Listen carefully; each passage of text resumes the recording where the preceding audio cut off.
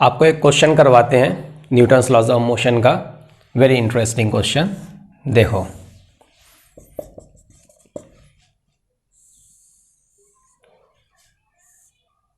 एक ब्लॉक है 1 kg का, स्ट्रिंग से बंधा है, स्ट्रिंग मासलेस है, पुली पर से ये पार हो रही है और ये पुली ये भी मासलेस है, बहुत हल्की है, और ये पुली कनेक्टेड है एक ब्लॉक से।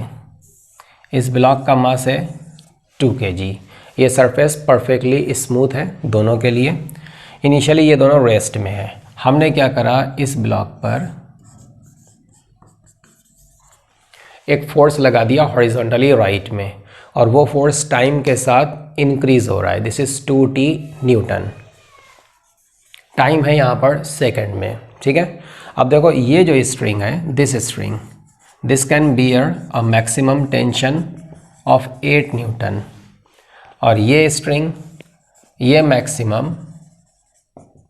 20 न्यूटन का टेंशन बियर कर सकती है। अगर टेंशन 20 न्यूटन से कब ज़्यादा हो गई तो ये टूट जाएगी, ठीक है। अब आपको इस क्वेश्चन में बताना है, स्टार्टिंग में दोनों ब्लॉक रेस्ट में है, आपको बताना है t = 10 सेकेंड पर लेफ़्ट वाले ब्लॉक की 1 kg की और 2 kg की ये वेलोसिटीज़ क्या हैं, 1 kg का 2 kg का।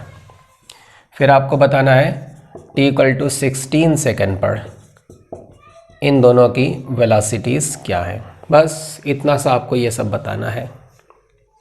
अब देखो क्या करेंगे। अच्छा, एक ग्राफ भी प्लॉट कर लेना ज़रा। आपको graph acceleration versus time, acceleration versus time, ये आपको ग्राफ प्लॉट करना है दोनों ब्लॉक्स के लिए, ठीक है। तो देखो अब हम इसको कैसे करेंगे।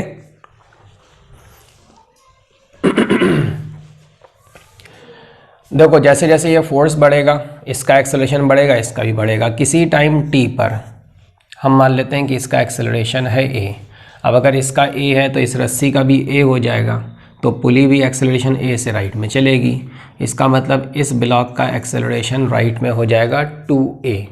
ये आपने कांस्टेंट मोशन में पढ़ा होगा, उसके हिसाब से हमने लिखा है। तो 1 kg का एक्सेलरेशन हमें लेना पड़ेगा 2a, अगर उसका a मानते हैं। अब देखो, यहाँ पर रस्सी में टेंशन हम t मान लेते हैं, तो फिर यहाँ पर टेंशन कितनी हो जाएगी, 2t। तो हमने वेरिएबल्स कितने लगाए हैं अभी तक, एक्सेलरेशन a और टेंशन t।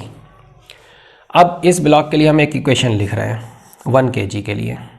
देखो, इस पर हॉरिजॉन्टली अकेला ये फोर्स लग रहा है टेंशन, और उसकी वजह से इस 1 kg में एक्सेलरेशन आया 2a।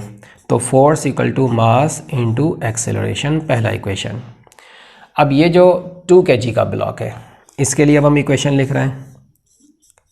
इस पर राइट में एक फोर्स लग रहा है, वेरिएबल फोर्स, ये फोर्स टाइम के साथ बढ़ रहा है, और लेफ्ट में ये टेंशन लगेगी 2t, ठीक है।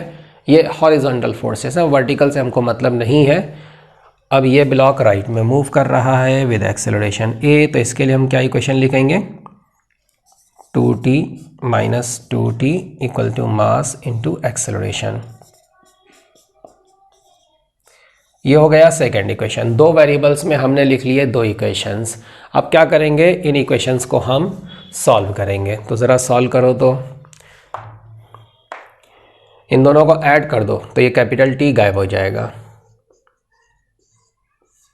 तो हमको मिल गया t = 3a, यानी कि एक्सेलरेशन दोनों ब्लॉक्स का as a function of time t/3 है। लेकिन ये एक्सेलरेशन ऑब्वियसली, एक मिनट, नॉट दोनों का नहीं, इस ब्लॉक का एक्सेलरेशन ये है t/3 और इस ब्लॉक का एक्सेलरेशन है 2a, मतलब 2t/3। लेकिन ये जो एक्सेलरेशन हम बता रहे हैं t/3 2t/3, ये तब तक है जब तक कि इन दोनों में से कोई रस्सी टूटे नहीं। अगर कोई एक इनमें से टूट गई तो सिचुएशन बदल जाएगी। उसकी बात अभी हम करते हैं। उससे पहले ये देखो, इसी t को आप यहाँ पर यूज़ कर लो या यहाँ पर यूज़ कर लो, तो आपको मिल जाएगी टेंशन 2a। तो ये जो टेंशन कैपिटल T है, मतलब कि ये वाली टेंशन, ये टेंशन टाइम के साथ लगातार इंक्रीज हो रही है, ठीक है। अब अगर T इतना है तो 2t यहाँ की जो टेंशन इस रस्सी में वो ये हो जाएगी। तो इस रस्सी में टेंशन लगातार टाइम के साथ इंक्रीज हो रही है इन दिस मैनर, और इस रस्सी में टेंशन लगातार टाइम के साथ इंक्रीज हो रही है इन दिस मैनर। अब इन दोनों में से जो टेंशन सबसे पहले अपनी अपर लिमिट को, अपनी मैक्सिमम वैल्यू को एक्सीड करेगी, वहाँ तक पहुँच जाएगी, तो वो रस्सी पहले टूट जाएगी। जैसे फॉर एग्जांपल इसकी टेंशन भी बढ़ रही है, इसकी भी बढ़ रही है, इसकी हो गई मान लो 6 न्यूटन और इसकी हो गई मान लो 17 न्यूटन, तो ना तो ये टूटी ना ये टूटी, क्योंकि 6 है और ये 8 मैक्सिमम बियर कर सकती है, 17 पे ये नहीं टूटेगी, है ना। वैसे डबल है तो डबल ही बोल देते हैं, अगर ये 6 न्यूटन है तो ये 12 न्यूटन होगा। अब अगर ये 7 न्यूटन है तो ये 14 न्यूटन, तो 7 न्यूटन पे ये तो टूटेगा नहीं और 14 न्यूटन पे वो भी नहीं टूटेगा, ठीक है। अब देखो जैसे ये 8 बना, 8 न्यूटन बनेगा अपर लिमिट, ये टूटने की कगार पे पहुंच गई, और उस टाइम पर इसमें टेंशन कितनी बनी है 16 न्यूटन, और ये 16 उसकी अपर लिमिट से तो कम ही है ना, काफ़ी कम है। तो ये अभी अपनी टूटने की कगार पे नहीं पहुंची है, यानी कि ये जो रस्सी है ये टूटने की कगार पे पहले पहुंच जाएगी, तो पहले यही टूटेगी। इस टेंशन का डबल है वो टेंशन, ठीक है। जब तक ये 8 पर पहुंचेगा तब तक वो 16 पे पहुंच जाएगा, और 16 तो बर्दाश्त कर ही सकती है स्ट्रिंग आसानी से, यानी कि पहले ये स्ट्रिंग टूटेगी। अब ये कब टूटेगी वो हम फाइंड कर सकते हैं। ये देखो जिस टाइम पर ये टेंशन इस रस्सी की कितनी बन जाएगी 8 न्यूटन, जिस टाइम पर ये टेंशन कितनी बन जाएगी 8 न्यूटन, उस टाइम पर ये रस्सी टूट जाएगी। यानी कि 12 सेकंड पर ये रस्सी टूटेगी, ये वाली रस्सी। जब ये रस्सी टूट गई, पुली तो बेकार हो गई, मासलेस पुली है वो, है ना, तो उसका तो कोई काम नहीं रहा, इन स्ट्रिंग्स का भी कोई काम नहीं रहा, इस रस्सी का भी कोई काम नहीं रहा। अब ये ब्लॉक इस ब्लॉक से फ्री हो गया। उससे पहले पहले दोनों एक्सेलरेट हो रहे थे, दोनों की वेलोसिटी बढ़ रही थी। इसकी जो वेलोसिटी बढ़ रही थी, एक्सेलरेट हो रहा था, वो इस टेंशन की वजह से एक्सेलरेट हो रहा था। टेंशन ख़त्म, रस्सी टूटी, तो उस टाइम पर टेंशन टूटने के टाइम पर 12 सेकंड पर इसने जो वेलोसिटी गेन कर ली होगी, फिर ये उसी वेलोसिटी से चलेगा, कांस्टेंट वेलोसिटी से, क्योंकि फिर इस पर टेंशन ख़त्म, और वो जो फोर्स है वो फोर्स तो इस पर लग रहा है, तो रस्सी के थ्रू जो है उसका असर इस तक पहुंच रहा था, रस्सी टूटी तो ख़त्म, फिर एक्सेलरेशन इसका फोर्स ख़त्म, फिर ये कांस्टेंट वेलोसिटी से चलेगा। इसका मतलब इस ब्लॉक की वेलोसिटी 0 से 12 सेकंड तक बढ़ेगी, फिर 12 सेकंड पर जो बन गई फिर वो उसके बियॉन्ड 12 सेकंड के आगे वो उसी वैल्यू पर कांस्टेंट रहेगी। लेकिन इस ब्लॉक पर तो ये फोर्स लगता रहेगा ना, 12 सेकंड के बाद भी लगता रहेगा, तो फिर इसका एक्सेलरेशन अभी और बना रहेगा, इसकी वेलोसिटी और बढ़ेगी।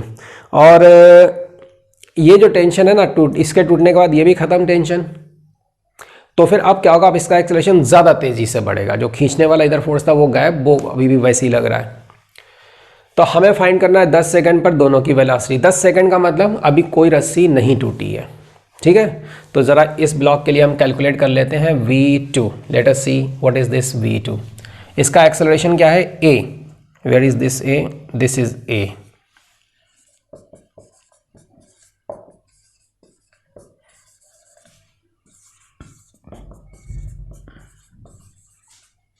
इसको इंटीग्रेट कर दो, starting from 0, t equal to 0 पर इसकी वेलोसिटी है 0, हमें फाइंड करना है 10 सेकंड पर, है ना।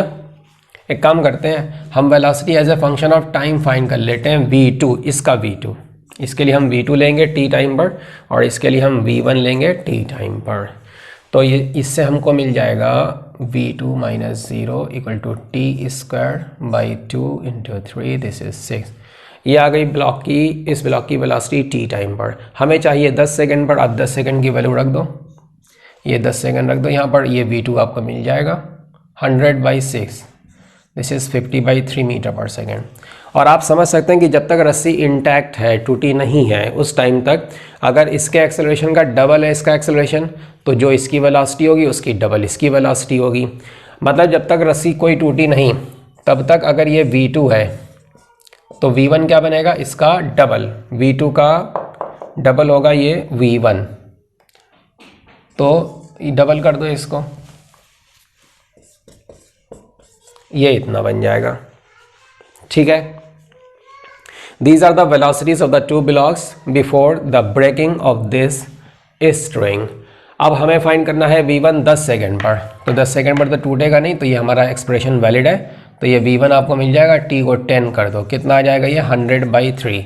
जब ये 50/3 है तो उसका डबल 100/3 हो जाएगा। ठीक है, अब देखो रस्सी के टूटने के टाइम पर अगर हमें वेलोसिटी कैलकुलेट करना हो तो हमें ये तो पता है ना, रस्सी टूटी 12 सेकंड में, और ये टूट गई तो फिर उसके टूटने का कोई चांस नहीं है, यही टूटेगी।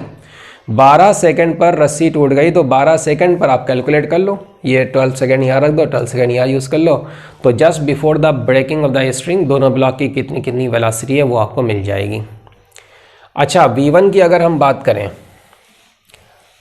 रस्सी जैसे ही टूटी एग्जैक्टली उस टाइम पर, जब ये टूटी उस टाइम पर इसका वेलोसिटी v1 डैश हम ले लेते हैं, ये बनेगा 12 सेकंड पर जो इसका वेलोसिटी है, 12 सेकंड रखो उसमें,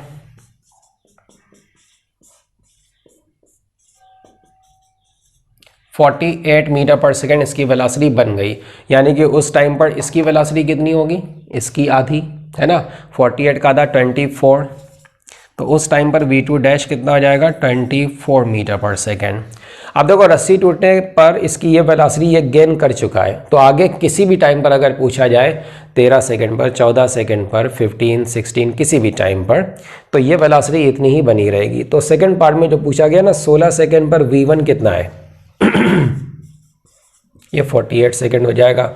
v2 की जहां तक बात है तो v2 डैश 12 सेकंड पर ये इतना है, और 12 सेकंड के बियॉन्ड अभी भी ये एक्सेलरेट हो रहा है, लेकिन अब जो इसका एक्सेलरेशन होगा a, वो एक्सेलरेशन a इतना नहीं बनेगा, ठीक है ना, वो बढ़ जाएगा, ज़्यादा तेज़ी से बढ़ेगा, बढ़ता चला जाएगा, वो भी वेरिएबल ही होगा। जब तक स्ट्रिंग नहीं टूटी है तब तक a और 2a ये आपको पता है, इसका a और इसका 2a पता है ना, तो जो a है उसका डबल 2a हो गया, तो t/3 एंड 2t/3, तो a वर्सेस t अगर आप ग्राफ बनाएंगे, जो लास्ट पार्ट है क्वेश्चन का, वो ग्राफ देखो अभी बना देते हैं फिर हम आगे यूज़ कर लेंगे। एक्सेलरेशन वर्सेस टाइम, तो एक तो है t/3, it's a straight line passing through origin, और दूसरा है 2t/3 डबल स्लोप। अच्छा, ये दोनों तब तक वैलिड हैं जब तक रस्सी टूट नहीं जाती है 12 सेकंड तक। तो ये जो एक्सेलरेशन है ये इसका है, इसको अगर हम a2 लिखना चाहें, दिस इज़ a2, तो this is a, this is t/3, so this is the graph for a2, और इसके लिए जो एक्सेलरेशन है दिस इज़ a1, तो this is the graph for a1। ठीक है, ओके फाइन। अब हम देखो कैलकुलेट करते हैं, हमें कैलकुलेट करना है ये 24 मीटर पर सेकंड, ध्यान रखना, इसकी वेलोसिटी रस्सी के टूटने के टाइम पर। 16 सेकंड पर हमें फाइंड करना है v2 फाइंड करना है। इस ब्लॉक की अगर हम बात करें, रस्सी के टूटने पर इस पर केवल ये फोर्स लगेगा, तो फिर इसका एक्सेलरेशन हो जाएगा फोर्स अपॉन मास। अब इसका एक्सेलरेशन a ये बन जाएगा, इसको a2 आप चाहें तो लिख लें, ठीक है, ये a2 बन जाएगा which is t, a2 equal to t।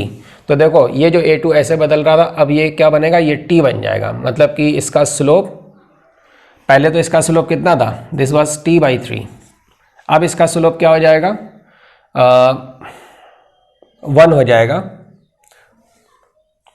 लेकिन अगर ये स्लोप 1 हो जाएगा तो फिर ये ओरिजिन से कैसे पार हो जाएगा,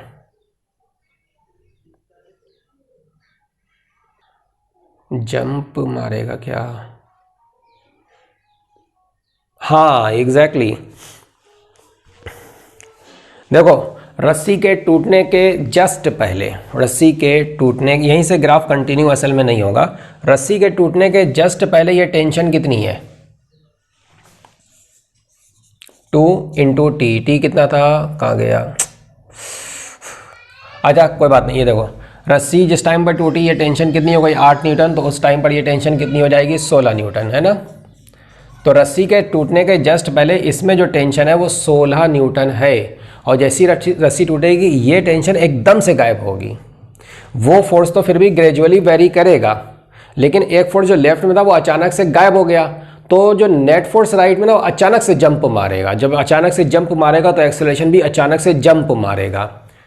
तो इस ग्राफ को आप यहाँ से कंटिन्यू नहीं कर सकते, पहले ये जंप मारेगा और फिर आप ग्राफ बनाओ, और वो जो ग्राफ है उसका स्लोप ये होना चाहिए। ये एक्सप्रेशन तो वैलिड है, इसमें कोई दिक्कत नहीं, दिस इज परफेक्ट, है ना। सो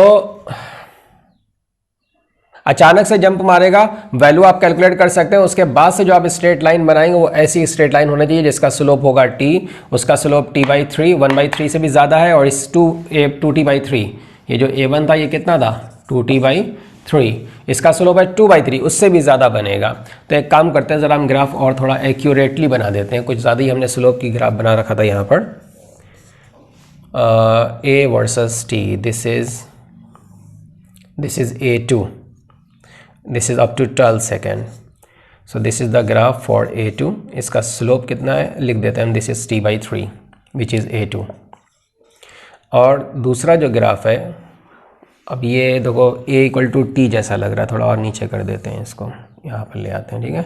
सो this is the graph for a1 which is 2t/3 having the slope 2/3। अब जो ग्राफ हमें बनाना है that should be equal to a = t, मतलब कि इसका स्लोप 1 होना चाहिए। तो it should be a straight line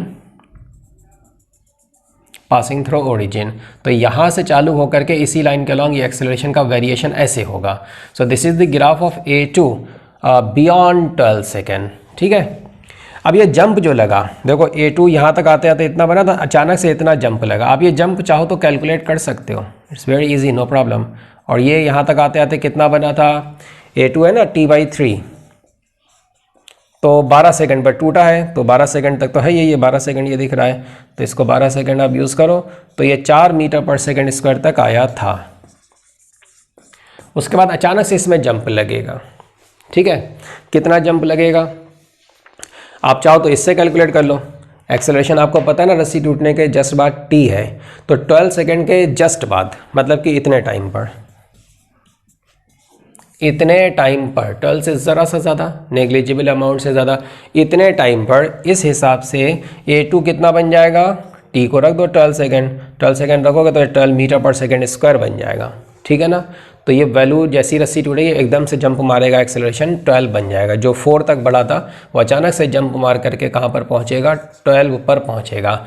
and beyond that 12 now it becomes again a straight line, but this straight line is different from this straight line, obviously it's different, having different slope and passing through this different point.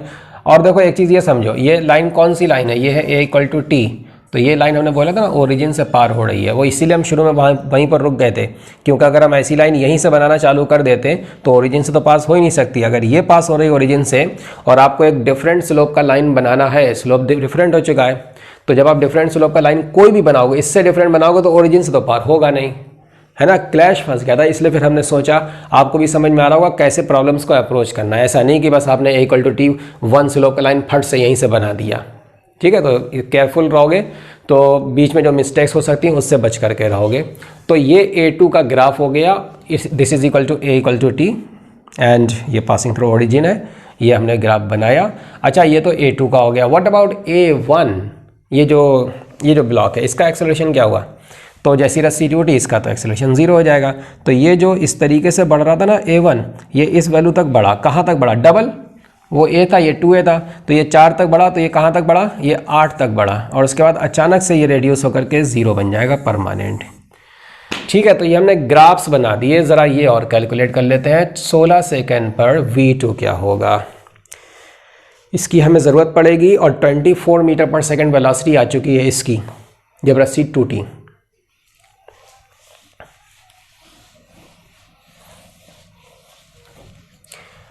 देखो 12 second से पहले की अगर हम बात करेंगे तो इस ब्लॉक का एक्सेलरेशन है t/3, और 12 सेकंड के बियॉन्ड की अगर हम बात करेंगे तो इस ब्लॉक का एक्सेलरेशन कितना हो गया, t हो गया, ठीक है।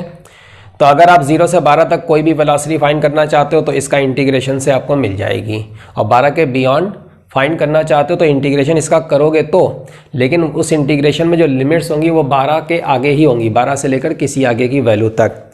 और फिर उसमें क्या करना पड़ेगा, जो 12 सेकंड पर वेलोसिटी होगी ना उसकी आपको ज़रूरत पड़ेगी, और वो हम यहाँ से फाइंड कर चुके हैं।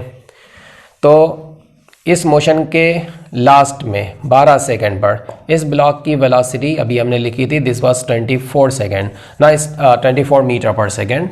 Now starting from this velocity, the velocity of this block will further increase, but this increment in the velocity will take place according to this acceleration, right? So इस acceleration को आप integrate करो dv/dt, तो dv बन गया t dt, इसका integration कर लो। t equal to आप कहाँ से चालू कर रहे हो, 12 के आगे देख रहे हो ना, 12 सेकंड पर ये वेलोसिटी v2 कितनी है 24, और हमें चाहिए कितने पर 16 सेकंड पर। चाहे तो हम आगे किसी टाइम t पर फाइंड कर सकते हैं, but t is greater than 12, इस बात का ध्यान रखना। t स्क्वायर बाई 2, ठीक है। तो ये लो, ये आंसर आ चुका है। अब t को आप 16 सेकंड यहाँ पे रख दो, आ गया v2।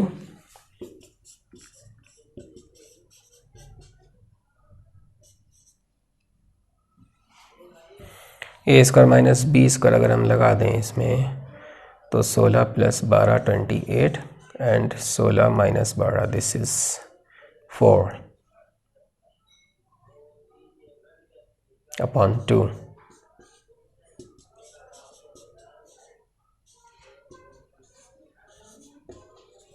ये इतना आ गया 80 मीटर पर सेकेंड, ठीक है। So this is the answer. Graph भी हमने बना दिया और दोनों वेलोसिटीज भी हमने फाइंड कर ली। अब अगर इसमें आपसे पूछा जाए, suppose that what are the displacements of the block, 0 से लेकर 12 सेकेंड तक आपको पता है इसकी velocity as a function of time integrate करके, वो जो था ना ए तो इसका था t/3, 2t/3 को इंटीग्रेट करो, इसकी वेलोसिटी फाइंड करो t टाइम पर, ठीक है। t²/3 आएगा वो। तो वो एक पैराबोलिक मैनर में डिस्प्लेसमेंट इसका चेंज होगा। फिर क्या होगा, ये वेलोसिटी कांस्टेंट जब हो जाएगी रस्सी के टूटने के बाद इसकी वेलोसिटी, तो फिर वो कांस्टेंट रेट पर इंक्रीज होगा इसका डिस्प्लेसमेंट। अगर इसके डिस्प्लेसमेंट की हम बात करें तो पैराबोलिकली पहले इंक्रीज होगा because it has some acceleration, और उस टाइम पर जितना स्लोप बन गया उसी स्लोप से फिर ये स्ट्रेट लाइन में कन्वर्ट हो जाएगा। Then the displacement will be increasing at a constant rate because the velocity has become constant. और फॉर दिस ब्लॉक अगर इसके डिस्प्लेसमेंट, तो इसका भी एक्सेलरेशन टाइम के साथ बढ़ रहा है, इसका डिस्प्लेसमेंट पैराबोलिकली इंक्रीज होगा। लेकिन उसके बाद क्या होगा, जब रस्सी टूट गई ना तो एक्सेलरेशन कुछ ज़्यादा ही तेज़ी से बढ़ रहा है। And again this is linear, A versus T, that is linear.